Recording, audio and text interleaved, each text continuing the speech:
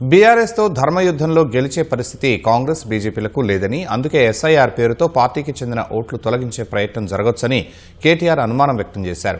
మాజీ మంత్రి సబితా ఇంద్రారెడ్డితో కలిసి చేవెళ్ల నియోజకవర్గంలో జరిగిన ఎస్ఐఆర్ శిక్షణ కార్యక్రమం, బీఆర్ఎస్ ముఖ్య కార్యకర్తల సమావేశంలో ఆయన పాల్గొన్నారు. రేవంత్ రెడ్డి సీఎం అయ్యాక రాష్ట్రంలో రియల్ ఎస్టేట్ కుప్పకూలిందని విమర్శించారు. ఈ 2.5 ఏళ్లలో 4 లక్షల కోట్ల అప్పు తెచ్చిన రేవంత్ రెడ్డి ఏం చేశారని ప్రశ్నించారు. రాష్ట్రంలో రైతు బంధు ఆపేసి రాహుల్ బంధు నడిపిస్తున్నారని ఆరోపించారు. ఎస్ఐఆర్ జరిగినన్ని రోజులు బీఆర్ఎస్ నేతలు, కార్యకర్తలు అప్రమత్తంగా ఉండి పార్టీ ఓట్లు కాపాడాలని కేటీఆర్ సూచించారు.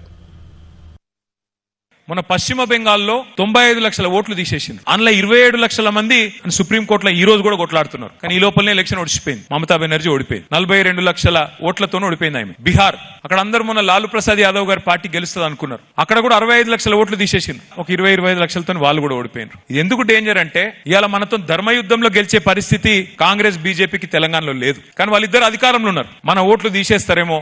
అందుకే మనం ఇప్పటి నుంచి అలర్ట్ గా లేకపోతే, అప్రమత్తంగా లేకపోతే నష్టపోతాం. చేతులు గాలిన ఆకులు పట్టుకుంటే లాభం ఉండదు. అందుకే జాగ్రత్తగా ఉండాలి.